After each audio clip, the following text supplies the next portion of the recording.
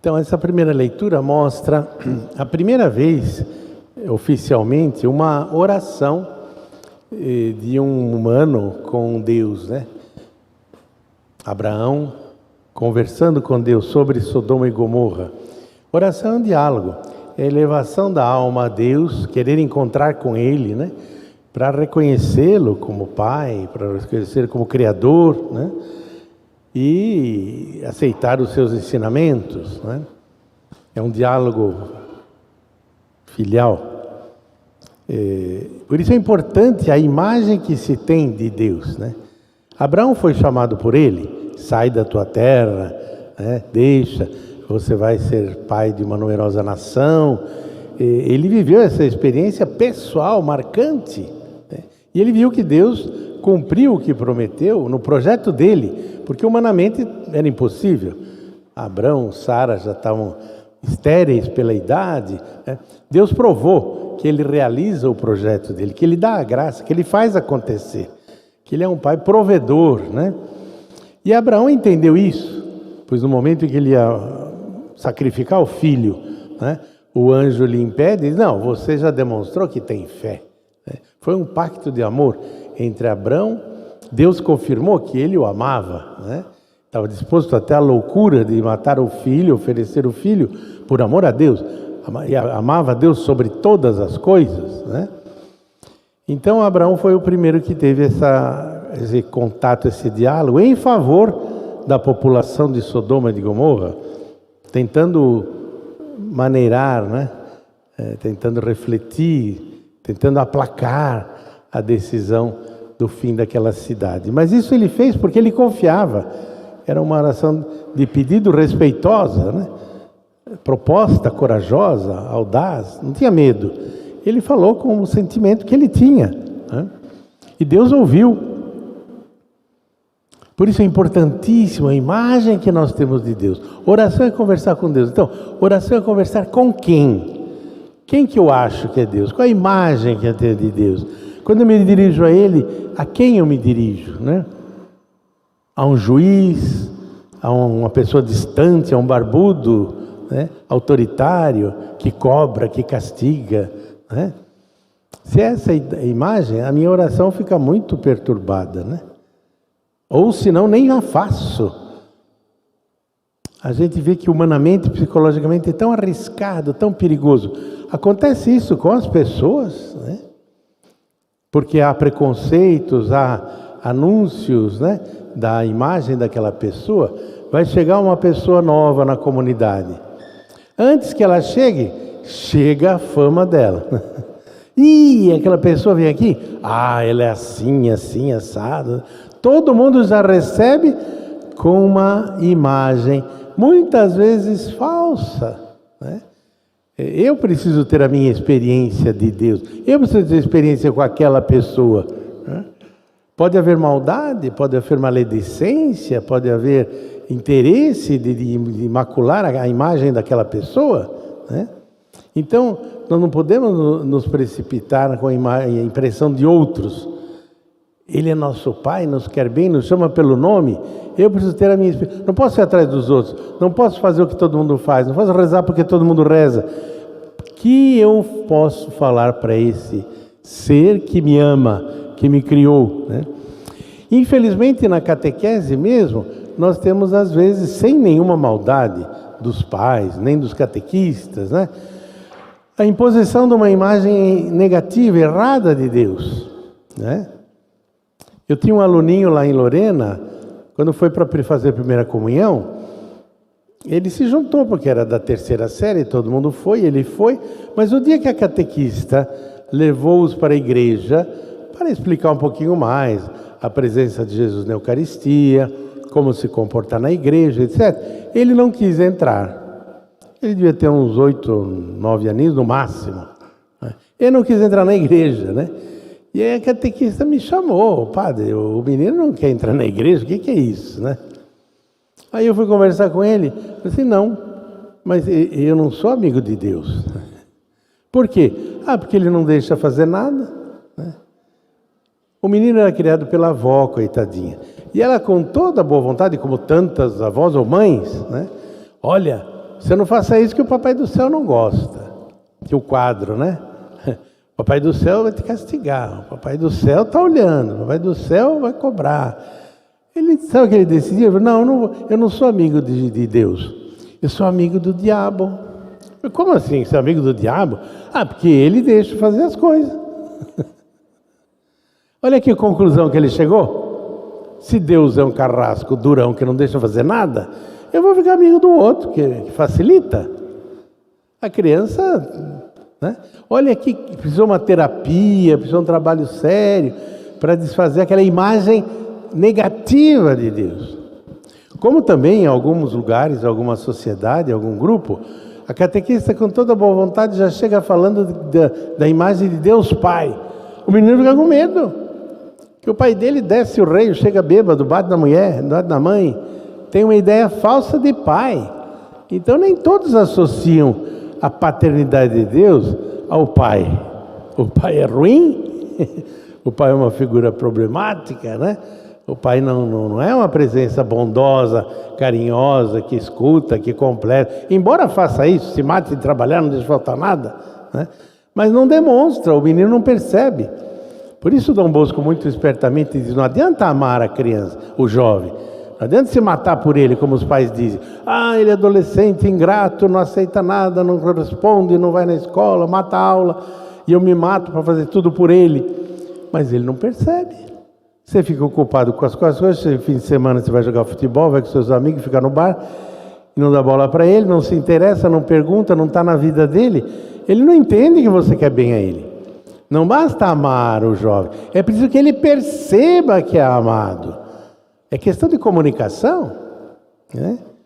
E muitas vezes uma pessoa sente uma coisa, mas comunica outra. E a criança capta uma terceira coisa, né? Somos assim, precisamos ter linguagem clara, ideias claras, sentimentos claros, né? Mas infelizmente, na mentalidade bíblica, depois de Abraão, porque ele via Deus como pai, se criou a ideia desse Deus juiz, desse Deus cobrador, desse Deus castigador. Mesmo esse texto mostra Deus decidindo se acaba ou não acaba com Sodoma e Gomorra. Mas era ele, na verdade, que ia acabar com essa cidade? Ele foi perguntando, mas e se tivesse 30, e se tivesse 20, e se tivesse 5 justos? Né? Não tinha nem 5. Estava todo mundo perdido. Então era Deus que ia acabar a cidade. Está acabada por si mesmo. Ela se acabou, não tinha ninguém que prestasse mais. Está acabada. O que Deus precisa fazer? Não, vamos transformar uma cidade tudo santa de uma vez. Não tem condição. Ele deu saúde, deu inteligência, deu a vida, deu os ensinamentos. A turma não quis, não escolheu, não aderiu. E quer milagre? E quer que dê certo? Como nós, né? Fazemos tanta coisa por nossa conta, as nossas decisões, o nosso projeto de vida, depois não dá certo, tem consequências, e aí a gente covardemente já culpa o outro, né? Por que Deus permite isso? Por que ele está me casando? Por que comigo? E basta coisa simples. Morre o pai, morre a mãe, morre o marido, né? Tem gente que é tão frágil que nisso já acusa. Por que aconteceu comigo? Eu sou tão boa, por que morreu o meu marido? Não vou mais na comunidade, não vou mais na igreja, Deus não me ouviu, não curou ele morreu. Minha filha, eu sei que você está sentida, está sentindo falta, mas morre marido de todas viúvas. Tem muita viúva por aí, não é só você? Por que o seu não ia morrer? Você vai morrer também? Eu também, né? Então por que você sente... Deus não tem culpa nenhuma disso, é o momento... O marido bebia, estava com cirrose ou fígado daquele jeito, e Deus queria fazer um milagre, né?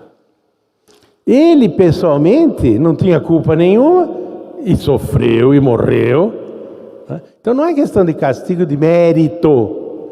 Ele deu a vida sem nenhuma necessidade, por amor gratuito, para nos redimir a todos do pecado de Adão, e nos tornar filhos no Filho, e sermos herdeiros do céu. Ele deu exemplo de dar a vida, não há maior amor do que dar a vida pelos amigos, né? Mas a gente tem mania de pôr culpa em todo mundo. Começou de Adão. Foi ela que me deu a maçã para comer. Se justificou, né? Daí para mim a gente é assim. Eu não sei inglês direito, meu professor de inglês não prestava, faltava, ele não tinha didática. A gente culpa os outros, né? E hoje eu li um pensamento bonito de Santa Teresa d'Ávila, diz assim: ninguém tem a pretensão de entrar no céu se não é capaz de entrar em si mesmo, de se conhecer, de se enfrentar, de ser honesto, de perceber a própria fragilidade, a própria fraqueza, as próprias escolhas erradas, egoístas. Eu tenho que entrar em mim mesmo. Conhece-te a ti mesmo, diziam os filósofos, né? Eu tenho que ter posse de mim, para na minha pequenez entender a misericórdia de Deus e a compreensão dele, né? E aí sim eu peço, porque eu confio. Então eu não sou autossuficiente, eu preciso dele. E Jesus, na oração que ele ensinou para os apóstolos, que pediram humildemente: Senhor, ensina-nos a rezar. Ele louvou o Pai, como ele fazia na vida dele normalmente, com frequência, mas ele, diante de algumas decisões, alguns milagres, ele se recolhia, rezava, se retirava na montanha, né? Sempre o símbolo da aproximação de Deus. E depois pedia ao Pai, sim, mas seja feita a vossa vontade, não impunha, né? Podia até insistir, como nos lembra ele mesmo no Evangelho, né? Agora a gente pede e pode até insistir, se eu estou convencido que é uma obra boa, se é de Deus, né? E a pessoa que vai interpretar aquela adesão vai fazer também por amor a Deus, na caridade. Por exemplo, nós temos várias pessoas generosas, se doam, fazem bonito com os pobres. Aqui nós temos instituições, né, eclesiais, que se dedicam espontaneamente a cuidados de rua, em um número sempre maior de pessoas, de grupos, algumas já estruturadas desde o ano 2000, Aliança da Misericórdia, a Fazenda Esperança, especificamente com os dependentes químicos, né, que coincide muitas vezes com os que estão na rua também, porque não encontram mais esquema para conviver, né, Cracolândia e assim por diante.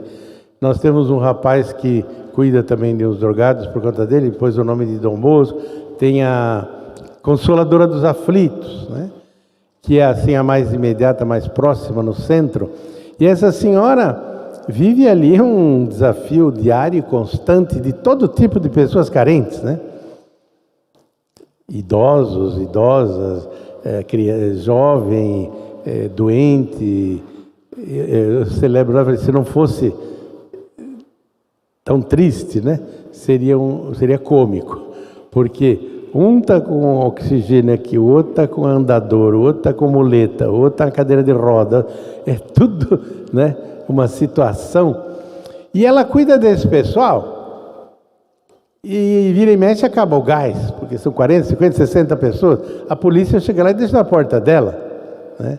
Mãe dando à luz, criança perdida, velho com câncer, e assim por diante, não é?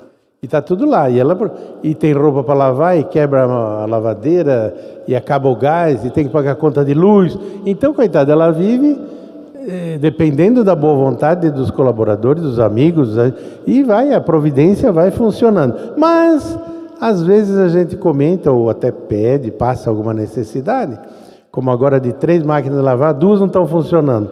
Tem um monte de roupa, de coisa. Bom, em todo caso, a pessoa diz: mas é muito fácil querer fazer o bem e depois ficar choramingando, obrigando a gente a passar apuro para ficar ajudando.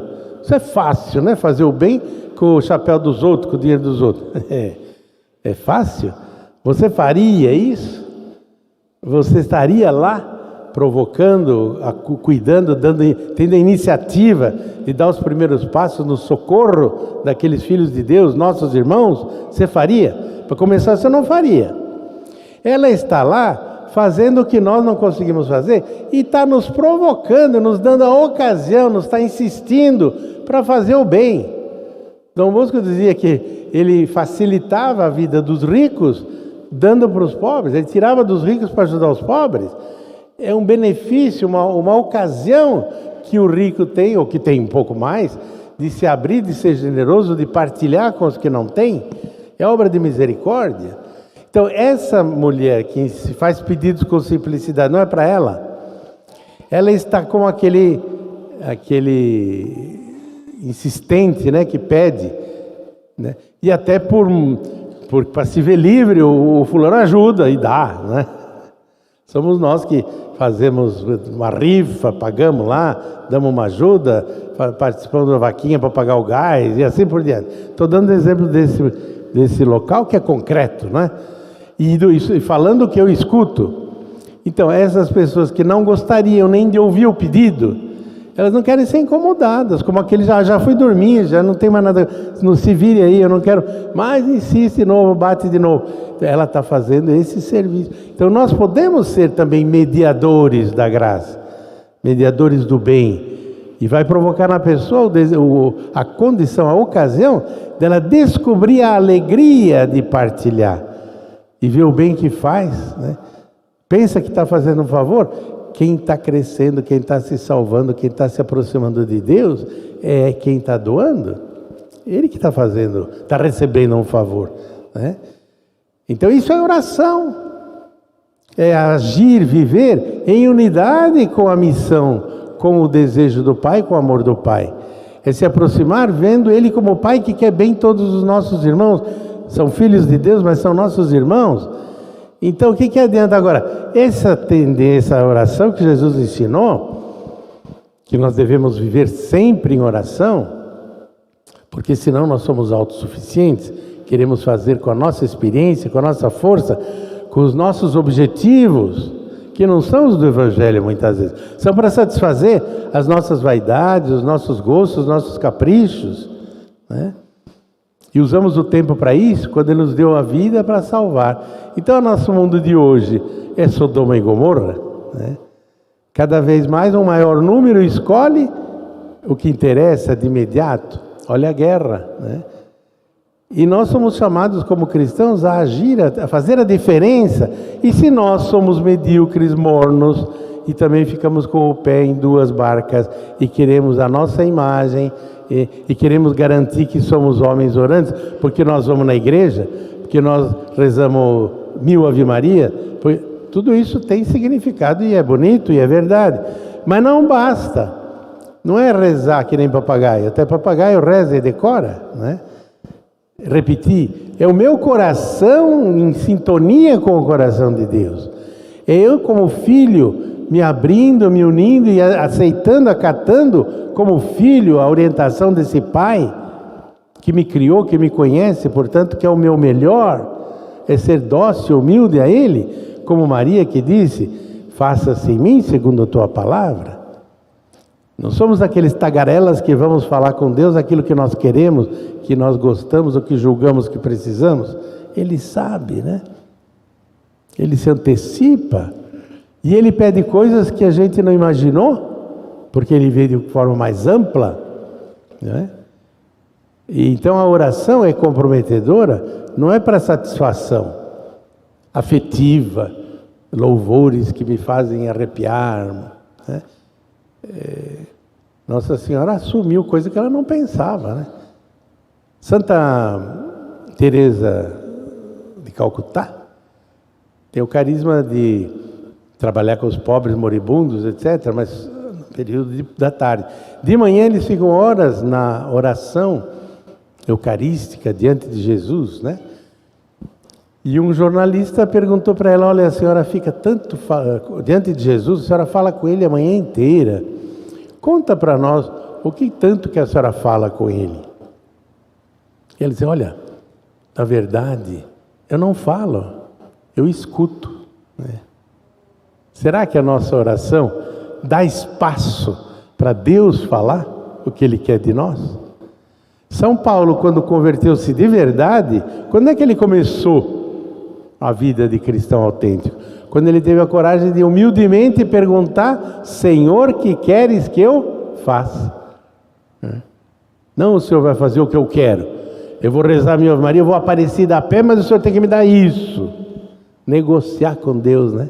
Se achar merecedor de uma graça, Ele pode dar, Ele concede, mas é Ele que vai decidir, se queres, né?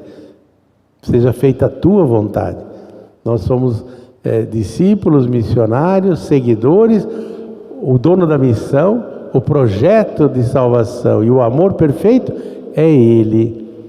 Saibamos ter a compreensão de nos aproximar dEle, de viver com Ele. E assim a nossa vida é uma oração, se nós unimos assim. Dom Bosco, quando foi canonizado, o advogado do diabo, o cardeal, queria convencer que ele não tinha uma vida intensa de oração. Nossa, esse homem era muito ativo, ele foi muito criativo, empreendedor, trabalhou com jovens carentes, prisão, construiu escolas, cursos profissionalizantes, tanta coisa. Mas quando Dom Bosco rezava, né? Então o Papa, que o conhecia bem, o Papa falou: olha, cardeal, no caso de Dom Bosco, nós devemos inverter a pergunta. Quando Dom Bosco não rezava? Né? Ele tinha momentos, sim, de oração, mas não eram prolongados, não eram, porque ele tinha muita atividade, mas uma atividade que era alimentada e que partia da união com Deus, não era da cabeça dele. Ele fazia o que Deus lhe inspirava a fazer pelos pobres, pelos necessitados, né? Louvado seja Jesus Cristo.